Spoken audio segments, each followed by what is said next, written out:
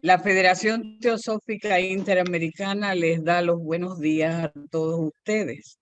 Hoy tenemos al hermano Arévalo de la bella ciudad de El Salvador, con una charla sumamente interesante y es la aproximación a Isis sin velo.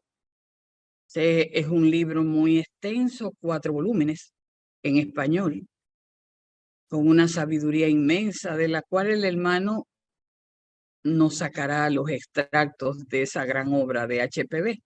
El hermano es miembro de la Sociedad Teosófica de la Logia Teotu. Es un trabajador incansable, un comunicador muy, muy presto para ayudar a los hermanos que buscan encontrar el conocimiento teosófico. Y el hermano ha dedicado la gran parte de su vida al servicio de la Sociedad Teosófica. Es autor de libros que tratan la cultura de los mayas, tratan la cultura de su zona de Centroamérica. Hermano Isaac Hauli, favor de darnos la invocación. Les pido a todos unos minutos para poder hacer la invocación. Cerremos nuestros ojos unos instantes y repitamos las frases. Oh vida oculta que vibras en cada átomo. Oh luz oculta que brillas en cada criatura. Oh amor oculto que todo lo abarcas en la unidad. Que cada ser que se sienta uno contigo sepa, por lo tanto, que es uno con todo lo demás.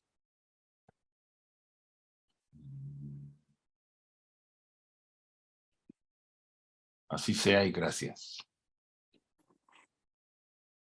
Muy bien. En primer lugar, le he llamado una aproximación porque no pretendo que este sea una profundización, sino más bien es un llamado que hago a los hermanos miembros de la Sociedad Teosófica a que se acerquen, a que se aproximen a la obra Isis sin velo.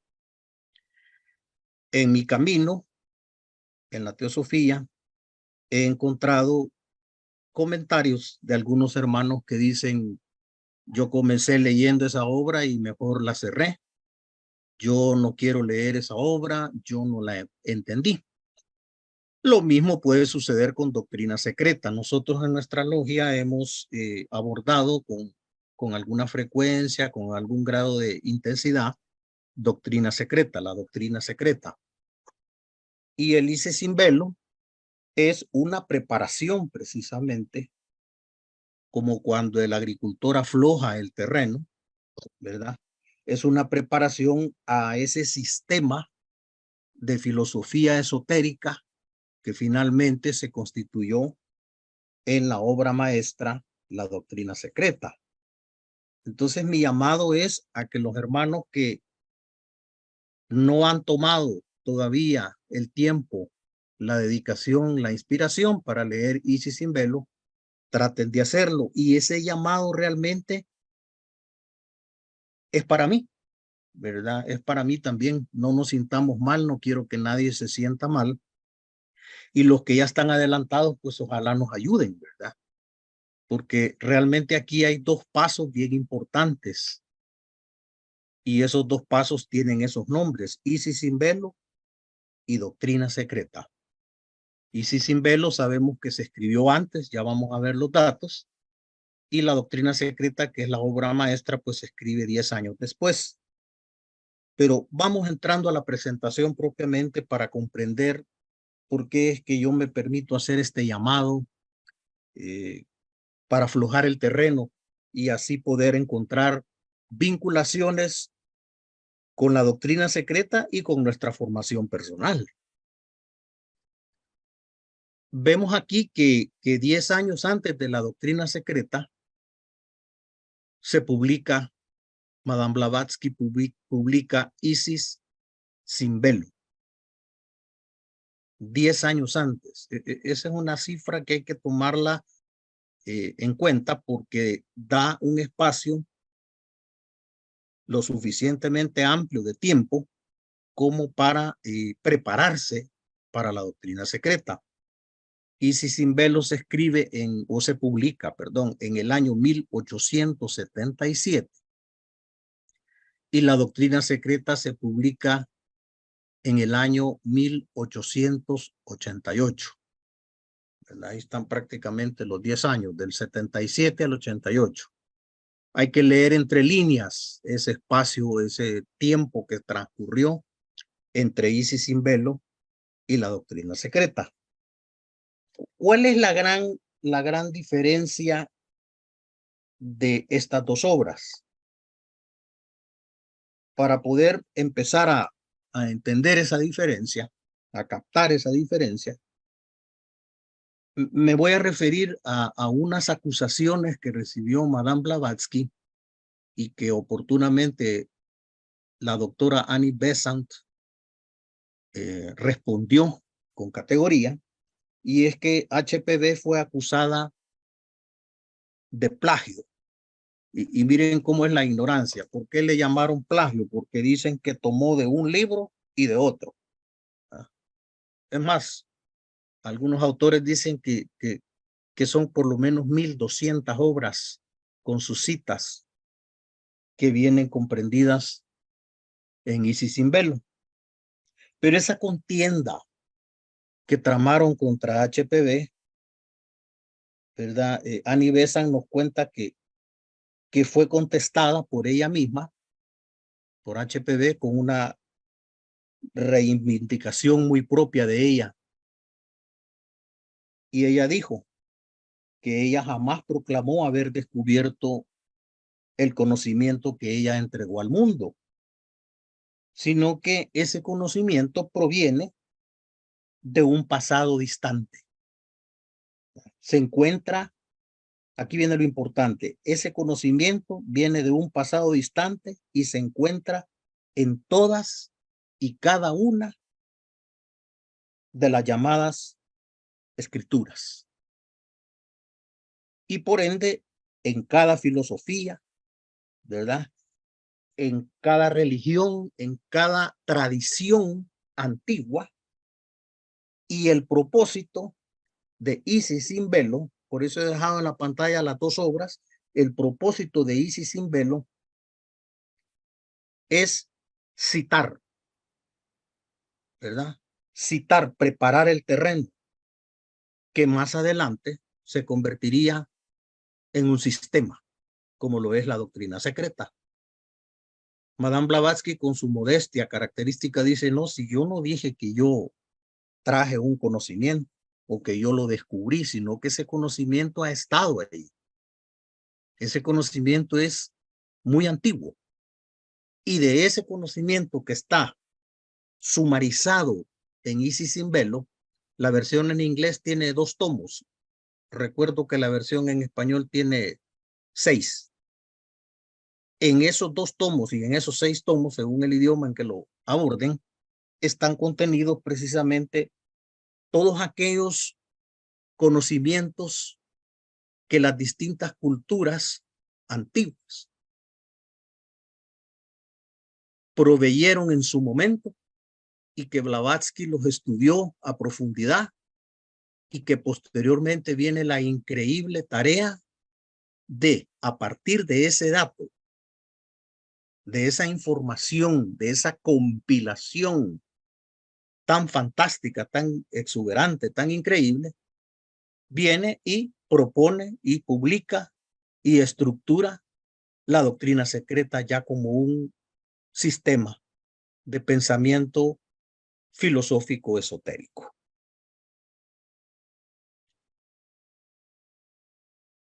La señora Blavatsky es convencida de que la clave maestra a todos los misterios de la ciencia antigua y moderna y de la teología vienen desde la antigüedad, ¿verdad? Por eso es que ella recoge, no es porque ella sea plagiadora. Yo creo que hay veces se usan términos como para desprestigiar, y en el caso de ella, pues fue un factor, un denominador común. La clave es recoger, preparar ese terreno, roturar esa tierra para después crear la doctrina secreta. Nos cuenta un autor que originalmente esta obra se llamó El velo de Isis, pero HPB se percata de que ese nombre ya se había utilizado en una obra escrita anteriormente, en 1861, por un caballero Rosacruz de nombre W. Reed. Entonces ella pues pasa inmediatamente a cambiarle ese nombre y le coloca el nombre que todos conocemos como Isis sin velo. En la versión de inglés entonces se presentan 2 tomos y en la de castellano, aquí corrijo, son 4 tomos, ¿verdad? Hago estas aclaraciones porque algunos de nosotros pues tenemos la facilidad, digamos, de estudiarla ya sea en inglés o en español, y entonces no creamos que difieren las obras, sino que simplemente han sido estructuradas por las editoras cuando son en español en 4 tomos, en el caso de Isis sin velo. En el caso de la doctrina secreta, recuerdan ustedes que son 6 tomos, y en cambio en inglés, tanto la doctrina secreta como Isis sin velo se encuentran condensadas en 2 tomos. Me voy a referir a los 2 tomos que están en inglés. Prácticamente la obra está dividida en ciencia y teología, ciencia y religión, ¿verdad? En la primera, en la ciencia, plantea, importante, la ciencia oculta. ¿Cuál es la ciencia oculta? Aquella que estudia, observa las fuerzas veladas y desconocidas de la naturaleza. Explora materias tales como los elementales, los fenómenos psíquicos, el hombre interno, pero también el hombre exterior. La segunda parte de la estructura de los tomos, y por supuesto que en castellano en los 4 tomos vamos a encontrar explícita esta subdivisión, se refiere a la teología o a la religión, donde ella recopila, aborda. En general, en Isis sin velo, ella no elabora criterio, no anticipa criterio. En la doctrina secreta definitivamente lo hace, sino que en Isis sin velo su principal concentración fue recoger para poner enfrente de nosotros, para que nosotros que no captamos tan fácilmente podamos ir asociando las ideas que hay comunes en todas las religiones y en todas las civilizaciones antiguas. Entonces ahí aborda ella la similitud entre las escrituras cristianas y las escrituras orientales, como las del budismo, el hinduismo, el zoroastrismo, los Vedas, ¿verdad? Ella hace un análisis comparativo, digamos, nos introduce. Recordemos que la teosofía, lo dijo un autor, es el estudio de aquello que nuestras facultades todavía deben de prepararse pues, para comprenderlo. Entonces, en ese sentido es valioso Isis sin velo, porque plantea un origen común de todas las religiones, ¿verdad? Y después los asocia con la ciencia, y esa fuente común, origen común, es a la que ella le llama en aquel momento de aquella obra la religión sabiduría. Por eso es que el Sanatana Dharma y las palabras que se oyen por ahí y que se leen han ido como modificándose, ¿no? La religión sabiduría, la teosofía, el ocultismo. En el fondo es todo el origen común de religiones y ciencias. La señora Blavatsky entonces nos pide, así un poco como ocultamente, reconocer que existe algo antiguo, ancestral, que es una filosofía hermética, una filosofía oculta, una sabiduría que es la clave única para conocer el absoluto que está detrás de la ciencia y la tecnología. Y en la parte que viene vamos a ver qué interesante es descubrir que es en la antigüedad desde donde proviene esta clave ancestral, esta religión sabiduría como la única forma de llegar a conocer el absoluto de la ciencia y de la teología. ¿Cuál es el puente entre ambas? La filosofía, como lo es en algunos círculos contemporáneos, ¿no? Hay cada vez un acercamiento entre religión y ciencia, y eso ha ido siendo posible por el enlace, por el antacarana, si ustedes quieren, que ha establecido la filosofía. Para abordar este tema, estudié algunos autores, ¿verdad? Unos más profundamente que otros. Uno que abordé con un poco de cuidado es el señor Alvin Boyd Kahn, ¿verdad? Que ya vamos a ver quién es él dentro de un momento. Alvin Kahn, en la obra que se conoce como Theosophy, publicada en Nueva York en 1930, él recoge algunos aspectos claves. Estos son libros muy antiguos. Es probable que la editora de la Sociedad Teosófica los haya republicado, pero ahí están los títulos para los que les interese. Y además se encuentran algunos en PDF en el Internet. Entonces él recoge algunas palabras como las que dice Madame Blavatsky en un diario, un viejo diario. Yo escribí esto anoche por encargo. Aquello que HPV escribió fue guardado dentro de una gaveta y nada se dijo durante algunos meses. Llegó HPV y le escribió a Olcott, al coronel Olcott, para manifestarle cómo ella se encontraba escribiendo sobre cosas que ella nunca había estudiado y haciendo citas de libros que ella jamás había leído en toda su vida. Claro, los que la acusaron de plagio, pues no podrían entender esta frase. La entendía el señor Olcott, que estaba muy cercano a ella, ¿no? Pero aquí nos está revelando con toda franqueza que ella estaba haciendo aquello por encargo y que estaba escribiendo sobre cosas que ella nunca había estudiado cuando empezó a escribir Isis sin velo, y también cosas que nunca había leído en toda su vida. O sea que esa recopilación, ese tremendo receptáculo de información antigua le fue dictado. Veamos algunos antecedentes. HPV no había realizado antes de la obra Isis sin velo tarea alguna de producción literaria en su vida.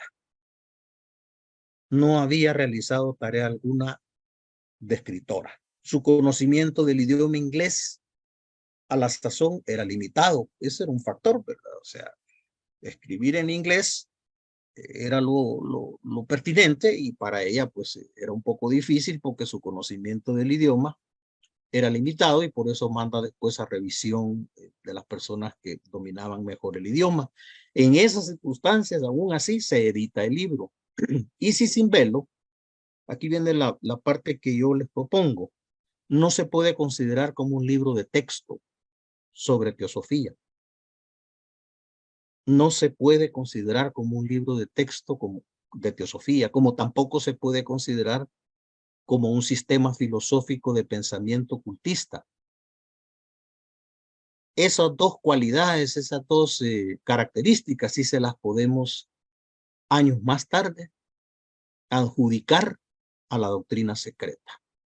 Hermanos, hay que ver pues entonces ese paso entre la dedicación que el estudiante de teosofía tiene que tener al estudiar Isis sin velo, donde se citan conocimientos de escrituras, de religiones y de ciencias antiguas, para después comprender que esa es la preparación la roturación de un terreno para llegar a un sistema filosófico, no se diga a un libro de texto sobre teosofía como lo es la doctrina secreta. Yo voy tratando de que este vínculo quede muy claro para que pongamos, como dicen comúnmente, el buey adelante de la carreta. Aquí está el señor Alvin Boyd Kahn. Entonces, la importancia de Isis sin velo, para los que vamos a empezar a leer y a estudiar con deseo Isis sin velo, es que señala, esto es hermoso, Isis sin velo señala con evidencias la existencia del conocimiento y sugiere el marco, pero a manera de un esbozo, del esquema cósmico al cual se habría de encajar 10 años después, conocido como la doctrina secreta. Y si sin verlo es un esfuerzo espectacular para traer todas esas evidencias del conocimiento que ya existe, ¿verdad? Y a manera de un esbozo poderlo estructurar 10 años después en la doctrina secreta.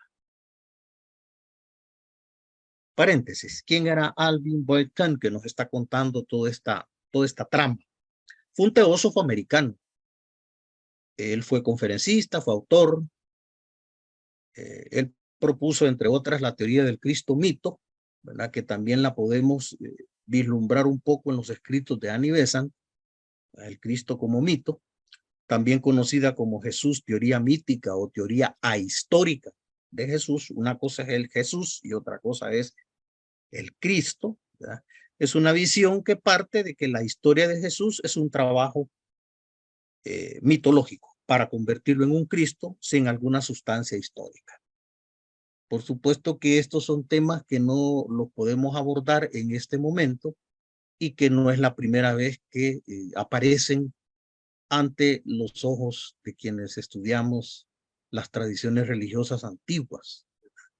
Esto merecería pues un estudio específico y para ello pues está uno de los autores especializados en el tema, el señor Kahn. Volvamos a Isis sin velo. Isis sin velo dice, no es una aproximación para organizar todo el campo de conocimiento, ¿verdad? En cambio, la doctrina secreta sí lo es. Isis sin velo no va a recoger todo el campo de conocimiento, pero doctrina secreta sí lo hace. Isis sin velo es en cierto sentido, estas son palabras de Kahn, y me llama la atención la palabra que ocupa, una encuesta. Isis sin velo es una encuesta panorámica, o sea, de una gran dispersión, de un gran alcance de la literatura del mundo, a partir de la cual, y en buena parte, Madame Blavatsky formó el sistema de la teosofía, que ese se plasma y se expone en la doctrina secreta. Es decir, primero lo primero.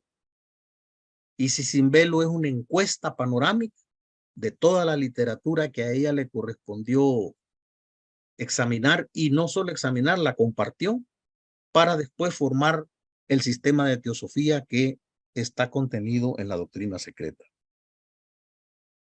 Entonces, lo que hay de teosofía en Isis sin velo se encuentra de una forma seminal. Es la siembra. Yo dije al principio, es la preparación del terreno. Y no está la teosofía de forma orgánica en Isis sin velo como sí se encuentra en la doctrina secreta. En síntesis, se puede afirmar que este libro, Isis sin velo, es el suelo preparado por Elena Petrovna Blavatsky para más tarde sembrar toda su enseñanza. No podemos dejar de estudiar Isis sin velo sin querer después saltar a la doctrina secreta.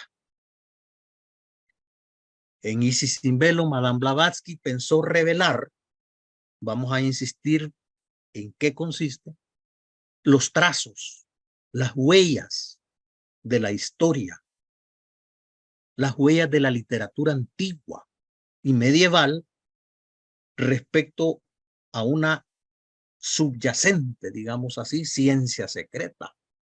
Había una ciencia secreta subyacente a todos esos textos antiguos respecto a una ciencia secreta cuyos principios a la época de ella se habían perdido de vista. Entonces llega Blavatsky y enciende la lámpara de la sabiduría arcaica que vendría a iluminar la oscuridad en la que veremos nos quiere conducir el orgullo de la ciencia moderna. Esto es bien importante. Blavatsky enciende la lámpara de que hay una sabiduría antigua, arcaica, y que viene a iluminar todo ese oscurantismo en que la ciencia moderna, que ahora la contemporánea está volviendo a tener puntos de coincidencia con la teosofía, por muchos siglos nos mantuvo en una situación que ya la veremos más adelante. En los 2 volúmenes, hablemos un poco de la estructura del libro. En los 2 volúmenes que estudió este servidor de ustedes, en la versión en inglés de Isis sin velo, hay alusiones y hay referencias precisas para los que quieran animarse. Estoy seguro que sí. De las siguientes obras. O sea, de las recopilaciones que le acusan a ella de haber hecho como plagio, ella lo que está haciendo es trayendo, como dice Kant, una encuesta panorámica del Código Nazareo, el Zohar, que es uno de los libros de la Kabbalah, ¿verdad? El Zohar es el libro del esplendor. Los oráculos caldeos, el libro caldeo de los números, los oráculos zoroastrianos, el libro egipcio de los muertos, los libros de Hermes, y no se queda atrás la cosmogonía quiché, maya quiché. Todos esos temas ella los va no solo recopilando, sino que los va comparando y los va enlazando. También hay otro grupo de obras, como por ejemplo el Sefer Yetzirah, que es el libro de la formación, ¿verdad? El Sefer Yetzirah, la Kabbalah de Tanaim, el libro de la sabiduría de Salomón, los himnos órficos, las leyes del Manú. Ahí se va a la India, ¿verdad? Los libros de claves herméticas y el Evangelio de la Infancia. Y también entre los llamados posteriormente libros apócrifos, ella se refiere en Isis sin velo al Evangelio de Santo Tomás, al irrepetible libro de Enoch, a los versos de oro de Pitágoras, a diversas cabalás, que no hay una, y al tarot de los bohemios. De todos estos temas ella no nos va a cansar, sino que nos va a hacer una relación dinámica para encontrar esa ciencia oculta común, arcaica, que viene a definir la luz para crear posteriormente la doctrina secreta. Desde el principio uno dice, ¿y por qué velo? Pues, ¿de qué velo? ¿Cuál velo? ¿Cuál tapadera? ¿Cuál ocultamiento nos está hablando ella? ¿De qué velo hablamos? Veamos quién era Isis dentro de la cultura egipcia. Era la diosa de la magia y de la sabiduría. diosa de la magia y la sabiduría. Era conocida por su gran poder mágico, que le permitió revivir a Osiris y proteger y curar a su hijo Horus. Sus conocimientos mágicos la colocaron como más inteligente que 1.000.000 de dioses. Ahí tenemos una de las tantas representaciones de la diosa de la magia y la sabiduría. Entonces, si le vamos a quitar el velo, es porque nos vamos a incursionar a través de esta obra a conocer estas tradiciones. Citas textuales. Según se nos dice, aquí vamos a hacer ya citas textuales de Isis sin velo. Según se nos dice, miren, este es hasta ofensivo esto que vamos a leer aquí. Hace 19 siglos que la divina luz del cristianismo disipó las tinieblas del paganismo. En Isis sin velo todavía no eran los 2000 años. Pero nos está diciendo ella que, según se nos dice en la época de ella, hace 2000 años que la divina luz del cristianismo disipó las tinieblas del paganismo. Ahí está la primera cosa que da un poco no sé, de contradicción. Y 2 siglos y medio que la refulgente lámpara de la ciencia moderna empezó a iluminar la ignorancia de los tiempos. O sea que estas posiciones que le tocó enfrentar a Madame Blavatsky nos dicen pues que el verdadero progreso moral e intelectual de la raza humana solo se ha realizado en estas 2 épocas, en los últimos 2000 años. Es ofensivo, ¿no? Que los antiguos filósofos eran suficientemente sabios, pero para su tiempo, pero poco menos que letrados en comparación de nuestros modernos hombres de ciencia. Estamos de acuerdo que tenemos hombres de ciencia admirables, venerables si ustedes quieren, pero no por eso podemos echar a un lado la antigüedad. La moral pagana bastó, dice, para las necesidades de la inculta antigüedad, hasta que la luminosa estrella de Betlem mostró el camino de la perfección moral y allanó el de la salvación. Estos son textos de Isis sin velo. En la antigüedad, el embrutecimiento era regla. La virtud y el espiritualismo eran excepción. Ahora, el más empedernido puede conocer la voluntad de Dios en su palabra revelada. Todos los hombres desean ser buenos y mejoran constantemente. Después de leer eso, yo me pregunté, ¿qué clase de valor es este? ¿Será soberbia de parte de quienes piensan y promulgan ese tipo de ideas?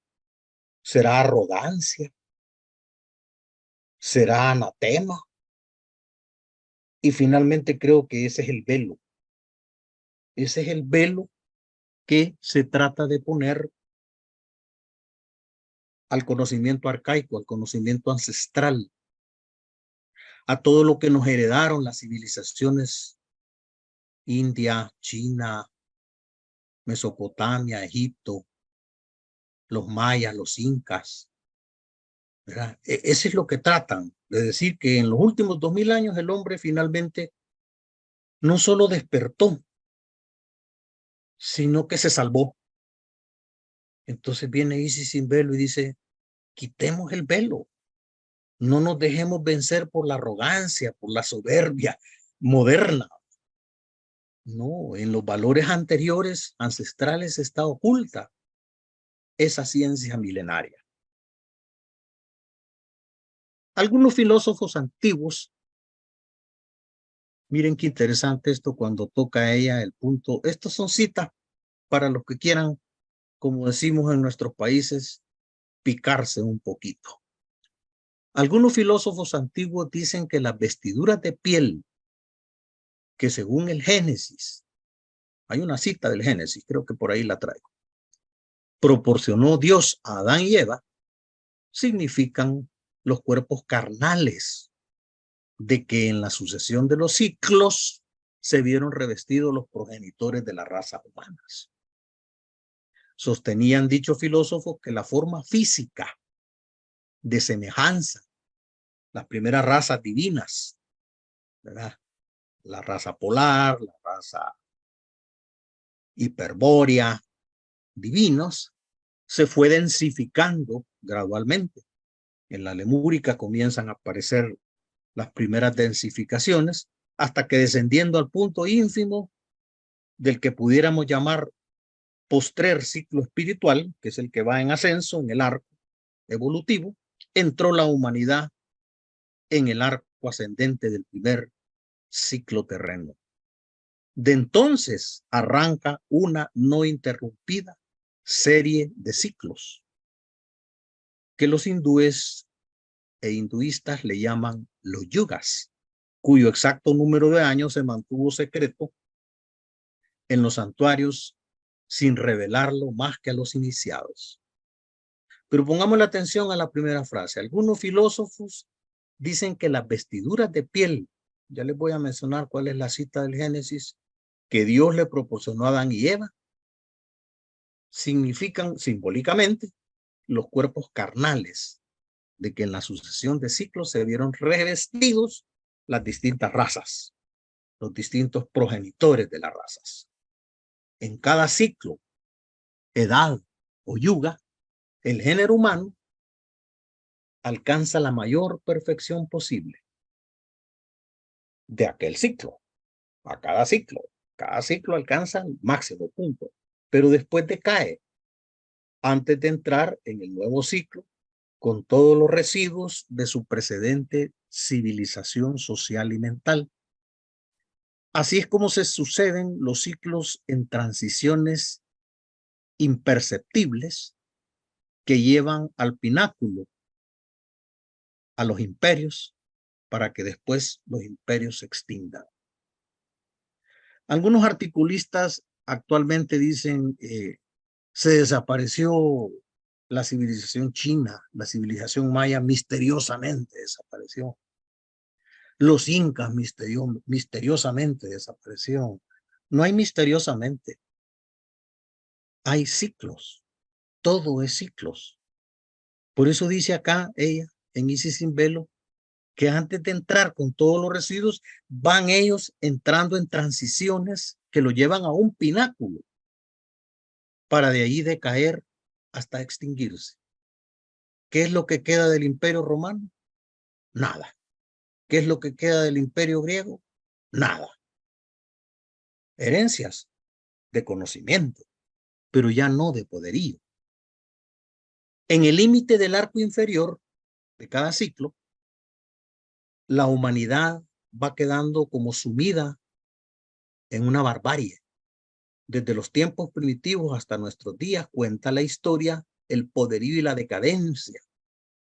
Esa dualidad, ¿no? Esa dialéctica que se da entre ser poder y después ser decadente de las naciones, que primero ascendieron a una gran cumbre para después hundirse en el llano. O sea que no hay un misterio así, un misterio, digamos, de tipo morboso, sino que lo que hay es una enseñanza sobre el principio de los ciclos.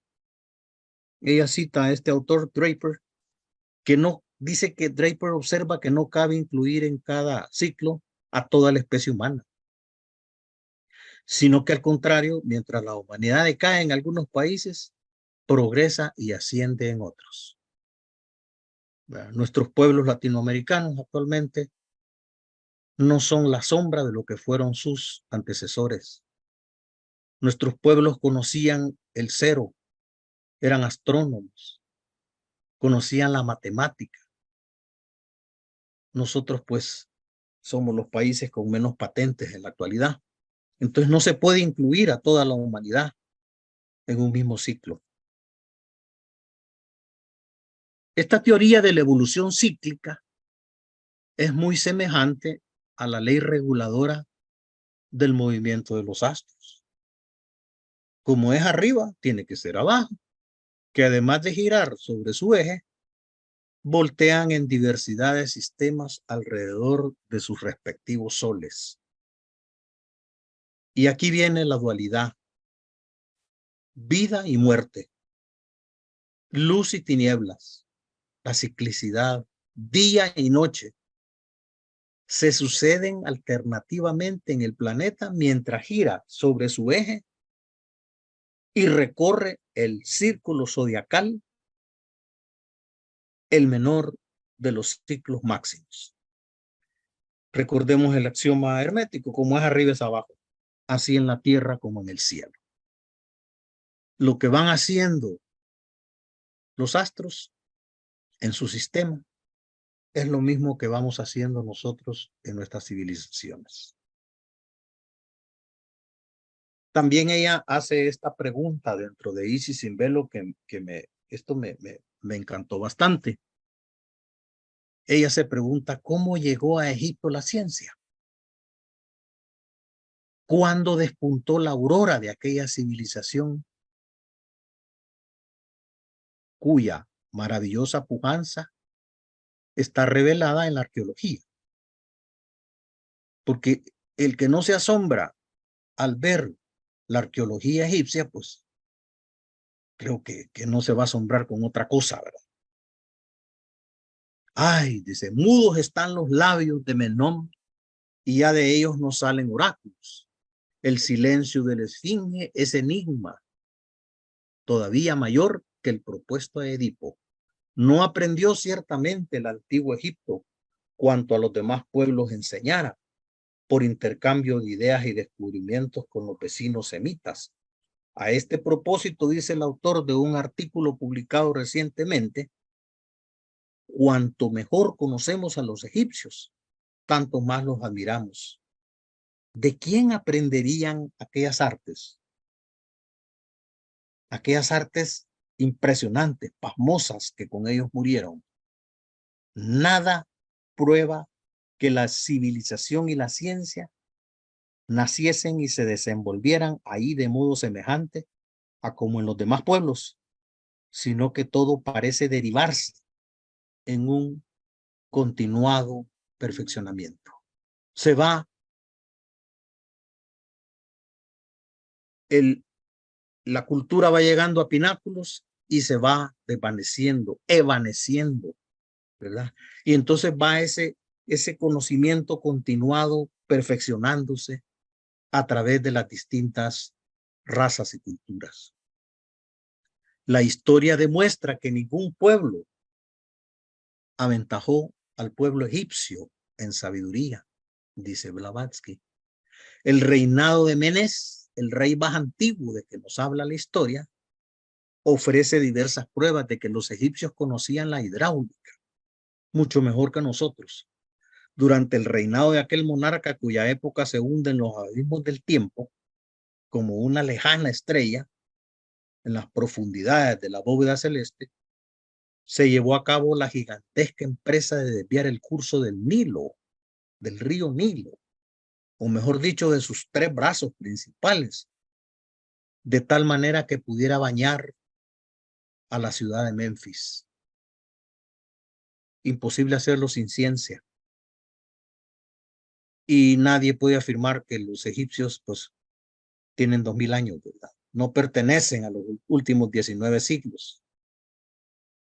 Son un pueblo muy, muy antiguo. Las enseñanzas de los filósofos griegos las aprendieron en Egipto. Los griegos aprendieron de la cultura egipcia, de la civilización egipcia, revelando el profundo saber de sus maestros. Entre ellos cita Blavatsky a Orfeo, Pitágoras, Heródoto, Platón y Solón. Estudiaron en los mismos templos, de boca de los mismos sacerdotes. Aquel famoso historiador Plinio refiere que según el testimonio de Antíclides, las letras del alfabeto fueran inventadas por el egipcio Menón, medio siglo antes de la época de Foroneo, el más antiguo rey griego. Jablonski, otro autor que ella cita, demuestra que Pitágoras tomó de los sacerdotes egipcios el sistema heliocéntrico, la esferoicidad de la Tierra, pues lo conocían desde tiempo inmemorial por haberlo aprendido de los brahmanes de la India. Ahí es donde se van las civilizaciones pasando la antorcha. Nadie dice que todo surge en un solo lugar, sino que se va perfeccionando a través de las eras.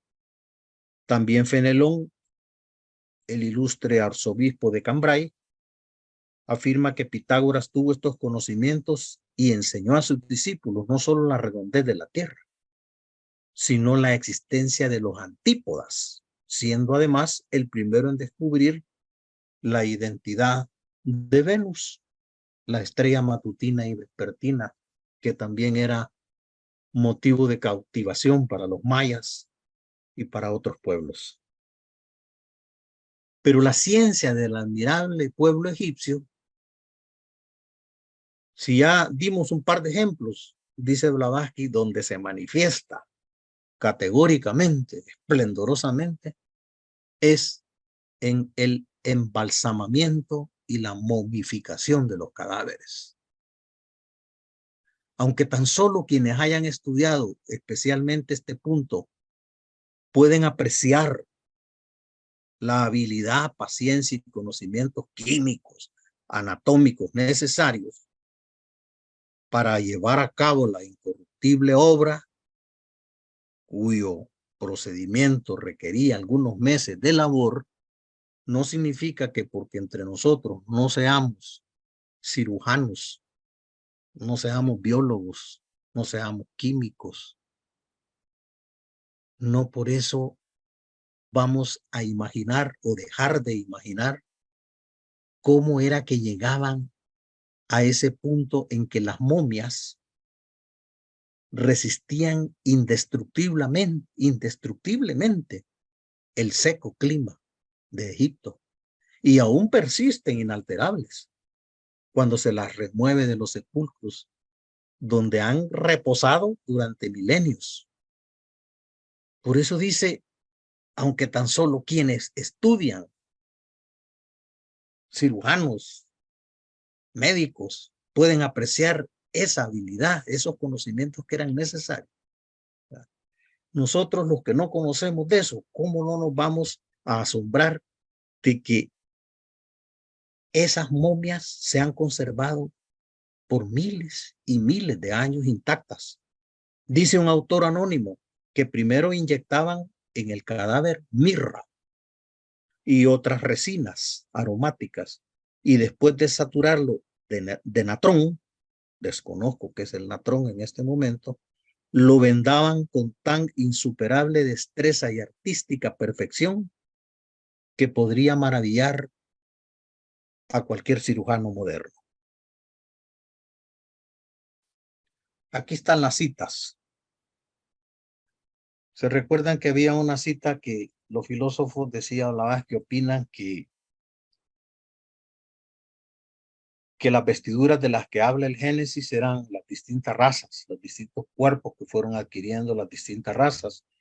Y dice la cita en concreto, y Dios hizo al hombre y a su mujer túnicas de pieles y los vistió. Esas túnicas de pieles, de manera simbólica, nos está hablando de las distintas razas, de las distintas vestiduras que han tenido las razas que van evolucionando en esta cuarta ronda.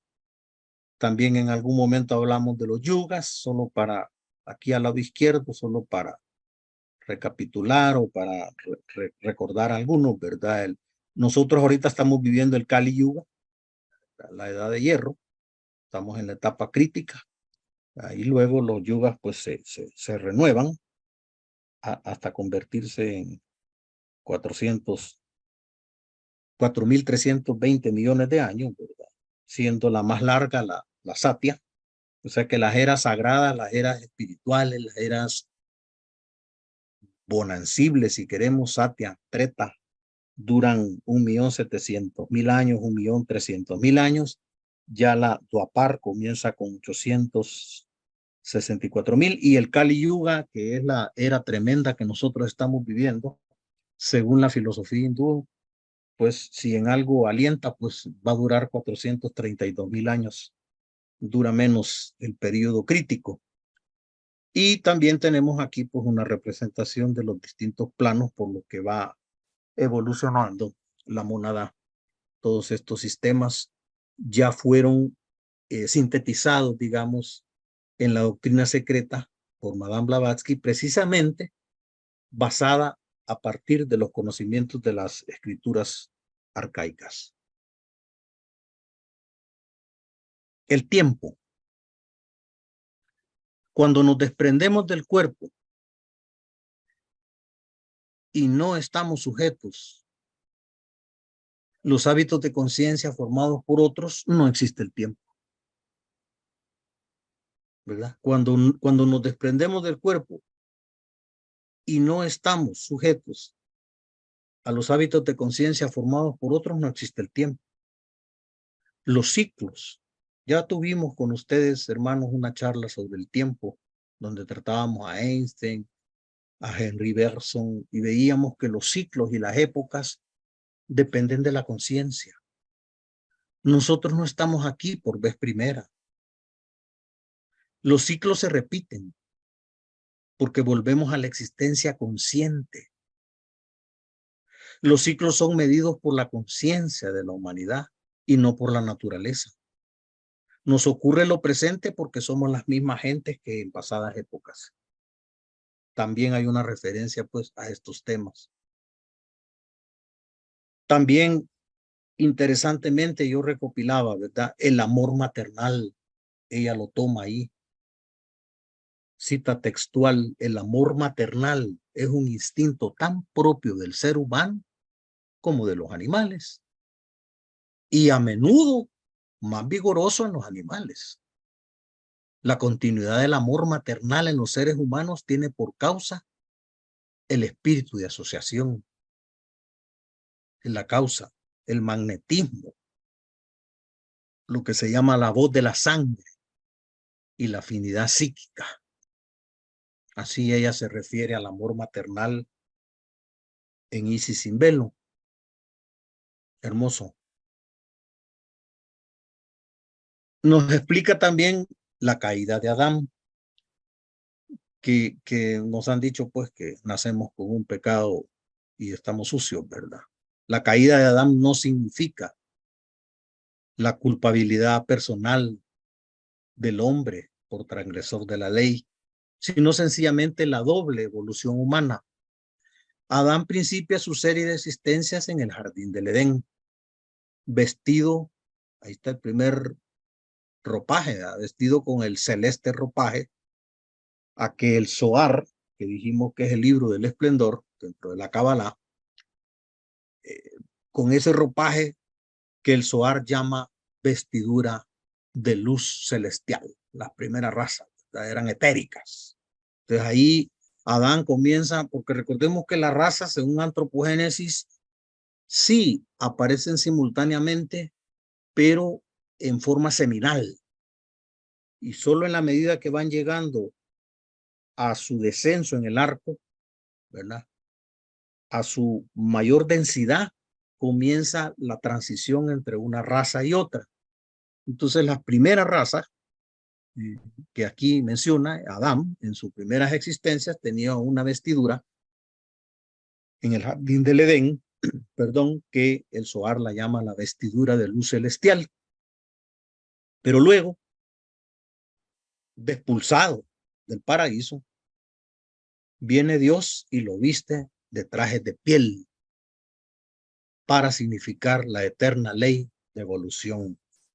Un simbolismo muy interesante, ¿no? Porque la religión, pues, dogmática te enseña que fue expulsado porque se equivocó, porque pecó, ¿verdad? Entonces lo sacó del paraíso. Pero aquí nos dice que después de expulsado, pues, cambió de traje, ¿verdad? Significando la evolución, la eterna ley de la evolución.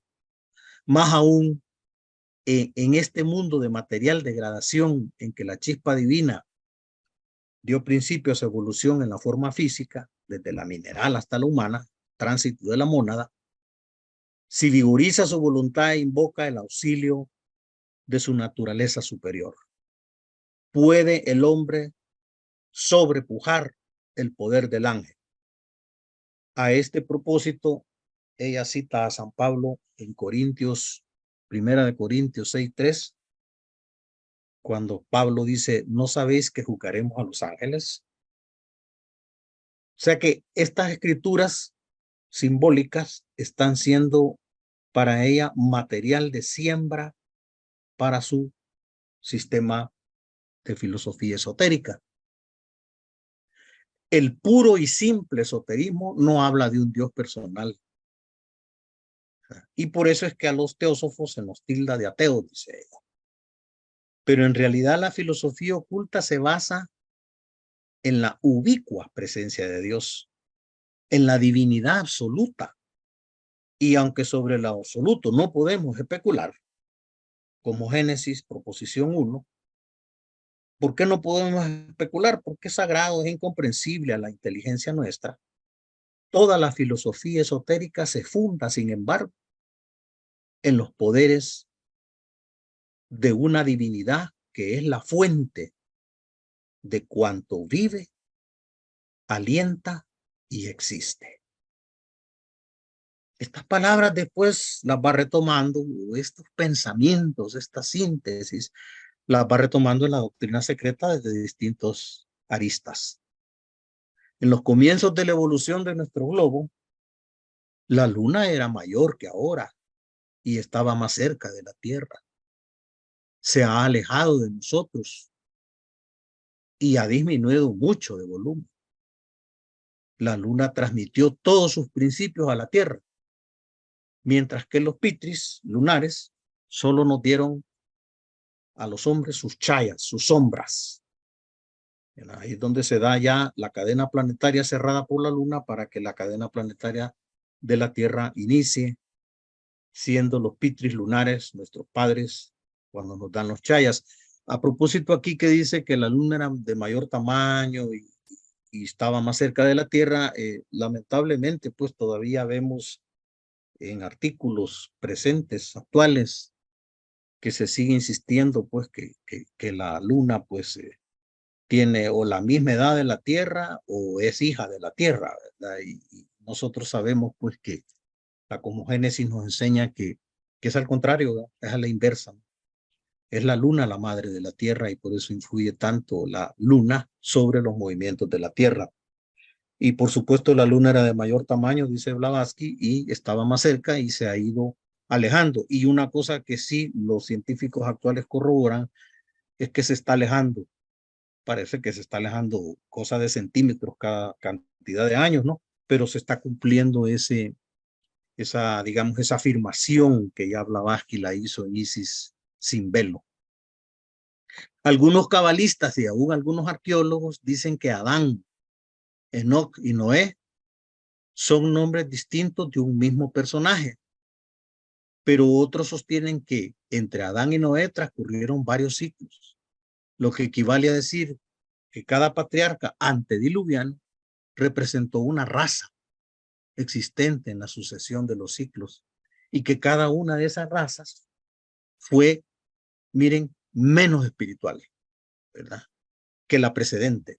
Claro, la raza polar, la raza hiperbórea fueron más espirituales, fueron más etéricas que la que siguieron como la lemúrica, el Atlante y la Aria, y ahora comienza el camino ascendente que nos va a llevar a la espiritualización máxima de esta ronda. Así tenemos que, si bien Noé fue varón justo, no podía igualarse en bondad con su ascendiente Enoc, que fue arrebatado al cielo en vida. De aquí la alegoría de que Noé heredó del segundo Adán y de Enoc la túnica de piel, el cambio de raza, aunque no la llevaba puesta, pues de lo contrario no se la hurtara su hijo Cam. Pero como Noé y sus hijos se salvaron del diluvio, resulta que el primero pertenecía a la raza espiritual antediluviana y fue escogido entre todos los hombres por su pureza. Ahí es donde viene el amarre de una raza con otra, no, hay una continuidad, pues, ¿verdad? Y fue escogido, ¿verdad?, por su pureza, aunque provenía de la raza espiritual antediluviana, mientras que sus descendientes, eso sí, fueron postdiluvianos. La túnica de piel que Cus llevó en secreto, es decir, cuando la materia se contaminó, cuando la materia contaminó esa naturaleza espiritual, pasó a Nemrod, el hombre más poderoso y fuerte de los posteriores al diluvio, y último vástago de los gigantes antediluvianos. Los gigantes sabemos que fueron como primeros lemures, las primeras subrazas de la raza lemur. ¿Qué hablamos de los yugas, kalpas? Son periodos, son problemas de cronología que ponen a cualquiera a pensar, ¿verdad? El Satya Yuga y los ciclos budistas nos asustan con sus cifras, y todos sabemos que el Manvantara pues va a durar.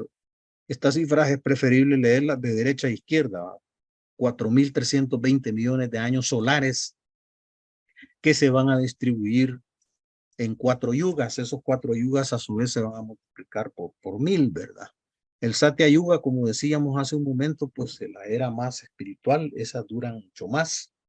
En la medida en que eso va densificándose y llegamos al Kali Yuga, la duración, que para Blavatsky el concepto no es tanto tiempo como duración, la duración va asombrosamente disminuyendo, ¿verdad?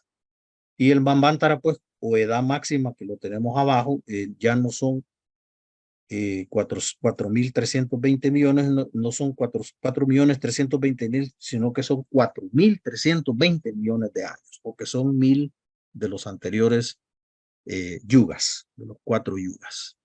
Pero, ¿qué quiere decir toda esta matemática cronológica que aparentemente no nos tiene que preocupar?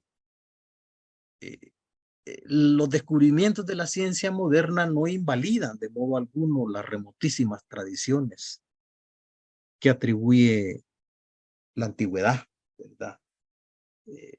Pero sí, estas disminuciones de los yugas, voy a regresar, se explican por algo que yo quisiera que quede en esta presentación, que no está escrito aquí, pero que yo lo tengo anotado, y es que se va dando una degradación continua del Dharma, ¿verdad? Entonces, ¿por qué van disminuyendo los yugas de duración? Por una degradación continua del Dharma, un decrecimiento de la vida del ser humano. Se supone que los patriarcas vivían mucho más en edad también, en edad biológica, y nosotros pues estamos durando menos, ¿verdad? Y el deterioro de la moral. Entonces, digamos que la divinidad en su sabiduría pues va disminuyendo esos periodos precisamente porque está consciente de que hay una degradación continua del Dharma. La palabra Dharma para nosotros pues tiene lamentablemente en español muchos aparentes sinónimos y solo tiene un significado, ¿verdad? Entonces los dejo con esa cita que no está aquí en la presentación. Los descubrimientos de la ciencia moderna no invalidan en modo alguno las remotísimas tradiciones que atribuyen increíble antigüedad a la raza humana. Ya cada vez se acepta pues que no es que nosotros estamos aquí de Abraham para acá, es cierto, y de Abraham para atrás ya no hay nada, ¿verdad? La geología, hasta hace poco no había descubierto las huellas del hombre más allá de la terciaria. Hoy tiene pruebas incontrovertibles de que el hombre existía ya sobre la Tierra mucho antes del último periodo glacial, ¿verdad? Y que se remonta ese periodo a unos 250.000 años. Es un cómputo muy duro de roer para los teólogos, porque los teólogos pues todo lo quieren ubicar. Y no solo los teólogos, sino los eurocentristas también, ¿verdad? Todos lo quieren. La pirámide de Egipto tiene 2000 años, la Esfinge debe tener 2040, ¿verdad? ¿Por qué? Porque a los 2000 años Europa todavía tiraban flechas y vivían en cuevas, ¿verdad? Entonces no pueden asumir o asimilar que hubo civilizaciones que tienen antigüedades de 50.000 años y que construyeron y tuvieron ciencia, ¿no? Vamos a quedarnos hasta aquí por el momento. Y yo solo quería agregar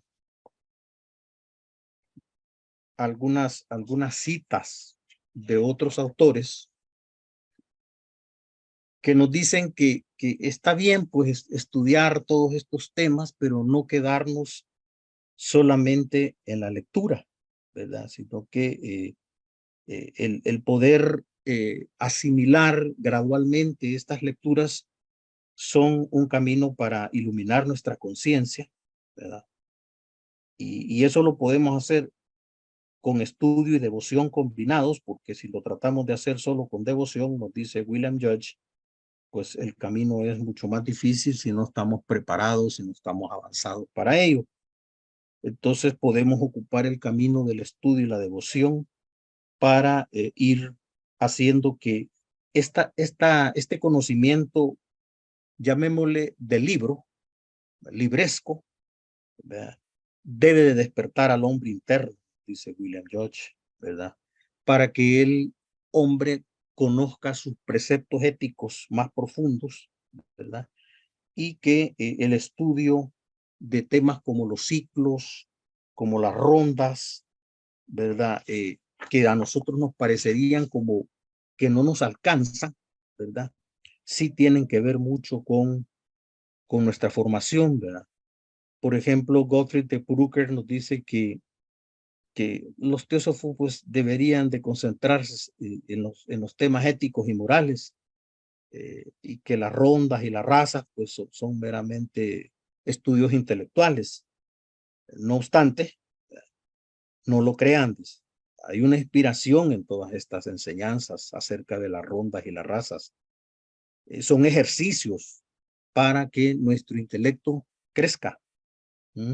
Son ejercicios para que nuestro espíritu también tenga ese insumo, porque el intelecto forma parte de nuestro espíritu.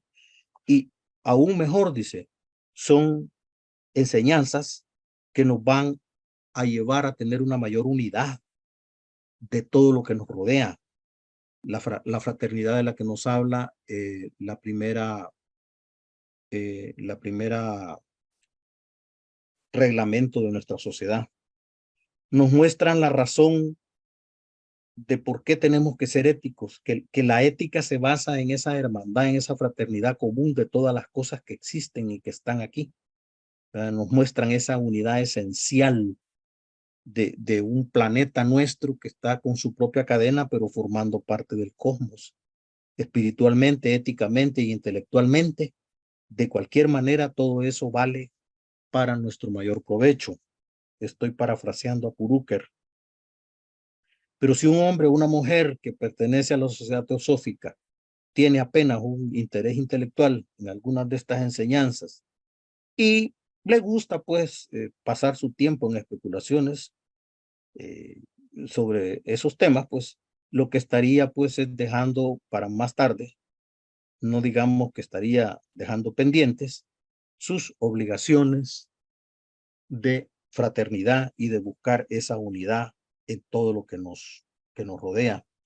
Y voy a cerrar con unas palabras que el Mahatma K.H. le da a Alfred Sinnett en la obra Las Cartas de los Maestros, y dice lo siguiente: ustedes comparten con todos los principiantes la tendencia de trazarles inferencias demasiado absolutas, como si fueran parte de ciertos consejos, ¿verdad? Y entonces con eso dogmatizan el pensamiento, como si el dogma fuera la última palabra. Y todos sabemos pues que la primera obligación que Madame Blavatsky se planteó fue precisamente luchar contra el dogma. ¿verdad? No tener dependencia del dogma, hacer que nosotros pensemos por nosotros mismos y elaboremos nuestro propio pensamiento. No lo creas porque yo lo dije, sino porque lo entendiste. Hermanos, voy a quedarme hasta aquí y les agradezco por su atención y quedo abierto para comentarios. Gracias, hermano, por el tan bello trabajo. Y vamos a ver las preguntas de parte de los hermanos. A veces no puedo ver todas las manitas. Carolina, me avisa. Fernando Aguas, Magali. Ok, adelante, Fernando. Va hacia el Hola, salón. buenos Hola. días. Primero que nada, antes que nada, pues gracias por la invitación a esta ponencia que me ha encantado. Yo soy Fernando Aguas, vivo en México, y me ha encantado que ahorita todo lo que ha expuesto el hermano Rafael ha sido de gran riqueza para mí. Tengo poco tiempo dentro de la teosofía, estudiando, y de alguna forma yo creo que todos llegamos aquí por diferentes caminos. Yo en realidad llegué a la teosofía por curioso. Y esta parte digo por curioso porque me intrigó. Yo soy educador montessoriano, y la verdad me intrigó María Montessori con todo lo que nos proponía. Entonces, cuando yo llego a la teosofía, comienzo a ver de dónde sale la propuesta de ella, que llama educación cósmica, y realmente me ha sido algo muy benéfico para ayudarme a la comprensión de todo lo que ella propone, que en realidad es todo lo que nos propone H.P. Blavatsky. Y ahorita nada más a mí me sigue me sigue manteniendo una duda. Ella todo el tiempo nos habla de la comprensión de la moral. Literalmente, ¿a qué se refiere dentro de una persona dentro de la teosofía cuando habla de moral? Muy bien. Sí, es complicada la pregunta porque tendemos a hacer algunas veces una diferencia entre ética y moral, ¿verdad? Y queremos Ajá. encasillar la moral como si fueran normas y la ética como si fuera el marco más amplio del comportamiento, ¿verdad? A lo que se refiere la teosofía después de algunos años de tratar de entender esa pregunta, porque yo me la he hecho también, lo que encuentro es que el hombre tiene que tener fraternidad no solamente con nosotros seres humanos, sino con toda la naturaleza, con todo lo que nos rodea, ¿verdad? Entonces, moral y ética en el sentido de respetar, compaginar, comprender al otro, crecer por dentro para poder dar algo más, no esperar que nos den, sino nosotros dar. Entonces sí tiene un significado mucho más amplio que el que académicamente se ocupa de moral, que moral son un conjunto de normas, ¿verdad? Prescritas. En cambio, en teosofía yo siento que tiene más una connotación ética, ¿verdad? De ir formando al hombre bajo una ética como lo trató en su momento el budismo, ¿no? De buscar un hombre que fuera liberado, un hombre que fuera consciente que está inmerso en un mundo del cual él es parte. Por ejemplo, los indígenas del norte de América, incluidos ciertos migrantes que llegaron al Valle Central de México, ellos decían, nosotros respetamos la naturaleza no porque la dominemos, sino que porque nosotros somos parte de la naturaleza. Y en una ocasión que yo estuve en la República del Ecuador, encontré el mismo mensaje de parte de los indígenas que protegen sus selvas, porque dicen, de mi selva saco yo mi alimento, mi hogar y mi calor, ¿verdad? Yo no puedo permitir que vengan a poner una petrolera aquí solo porque quieren, ¿verdad? Sino que comienzan aquellas batallas, pero ellos realmente están convencidos de que la naturaleza y el hombre y los animales y la fauna son uno solo, ¿no? Entonces, esa moral yo la he entendido o la he dirigido desde ese punto, ¿no? De que hay que ser parte todos de una misma unidad y esa unidad se construye a través de una moralidad, pues, de tener capacidad de comprender al otro, de tolerar al otro y sobre todo de respetar y de mantenerse dentro de cierto marco de fraternidad. Por eso dice en algún momento Blavatsky, si ustedes quieren eliminar el estudio comparativo y el estudio de las fuerzas ocultas de la naturaleza, de sus obligaciones, pues la que no van a poder dejar por fuera es la primera, que es la fraternidad, conocer, formar un núcleo de fraternidad universal, dice, porque la teosofía no pretende reclutar miles y millones, sino que pretende formar un núcleo. La palabra núcleo es bien central ahí porque dice un núcleo, o sea, algo que está concentrado, pero ese núcleo es un núcleo de fraternidad universal, o sea, comprendiendo todo lo que el universo nos provee y que nosotros somos parte de ese universo. Me gustaría, si hay otras opiniones, pues compartirlas, porque hasta ahí ha llegado mi alcance. Sí, muchas gracias, hermano Rafael. Sobre todo porque sí me hace clic con los escritos de la parte de filosofía dentro de la pedagogía Montessori, porque parte central de toda esta pedagogía es, como les comentaba, lo que ella llamó la educación cósmica. O sea, ser uno con el cosmos, y yo no entendía la parte moral o no hallaba cómo relacionarla. Sin embargo, ahorita con esto que me platicas, sí hay mucha relación. O sea, realmente la moral, ella parte de la moral con el respeto hacia todo lo natural. Sí es por ahí. Sí, muchísimas Muy bien. gracias. Sí, Cris, adelante. Hola, buenos días a todos. Un gusto estar aquí con ustedes.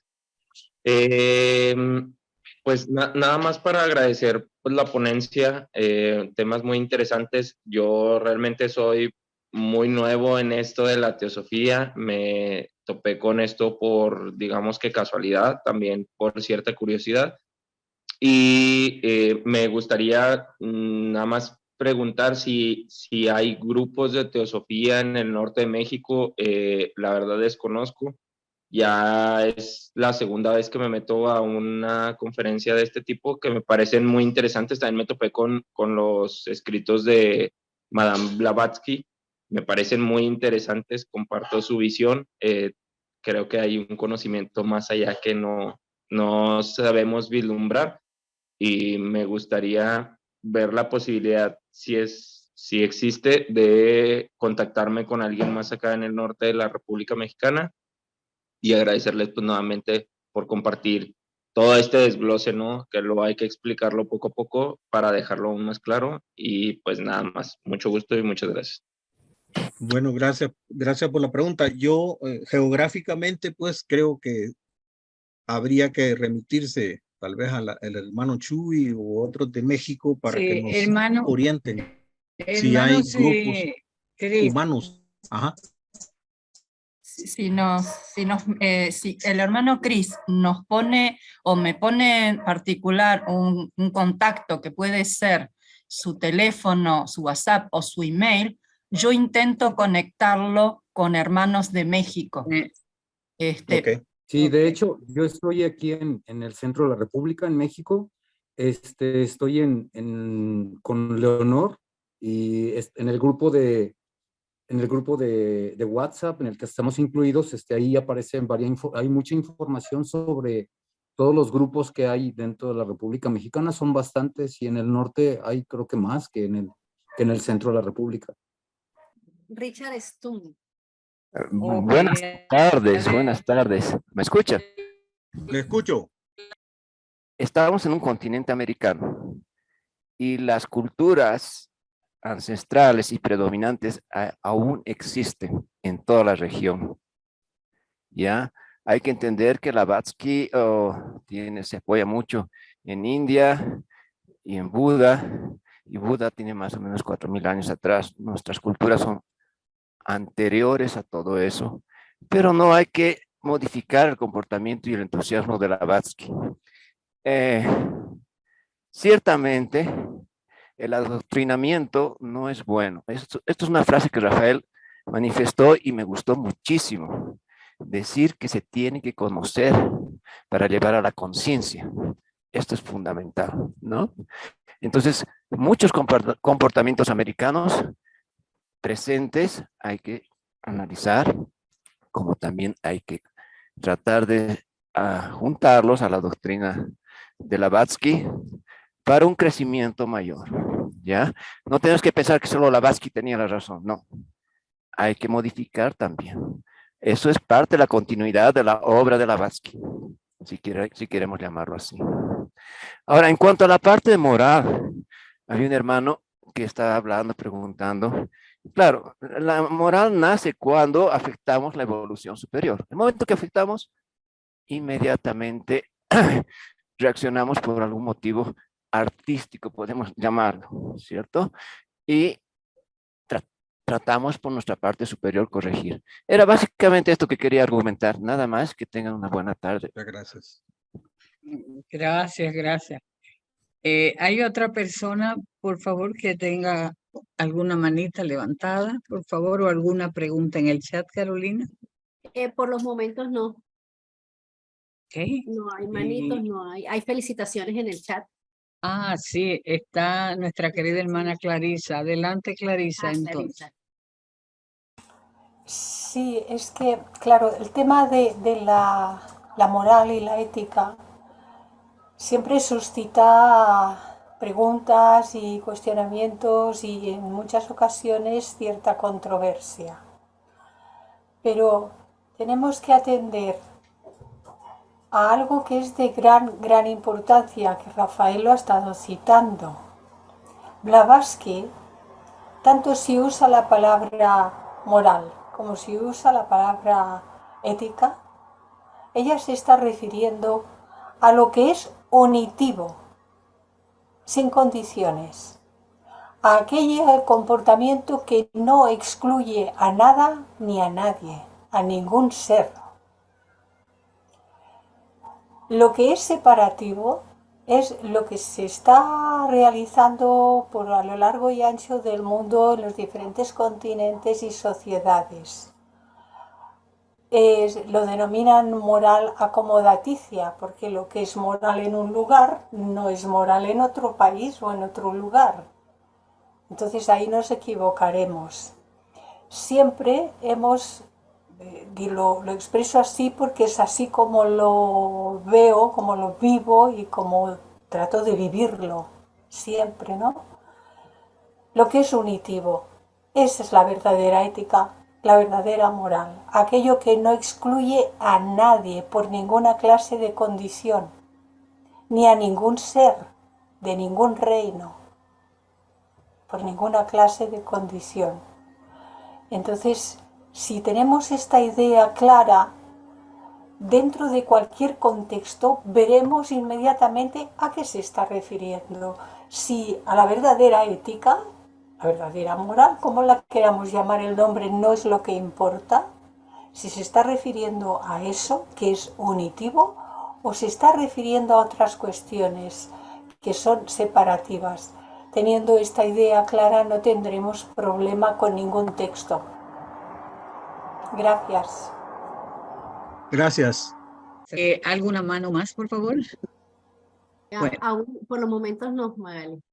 Bueno, nos despedimos ahora en nombre de la Federación Teosófica Interamericana, Rafael Arévalo, representando a nuestros queridos hermanos del Salvador.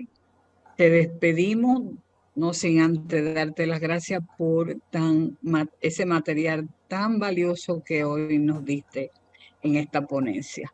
Gracias, Rafael. Son cosas que las vemos y hasta que no nos las ponen ahí en blanco y negro, apreciamos entonces el valor que tienen, tan importante. Bueno, los espero el domingo próximo y Rafael, gracias, no hay palabras para agradecerte. Gracias. Gracias a todos. Me alegro que estés ahí. Gracias.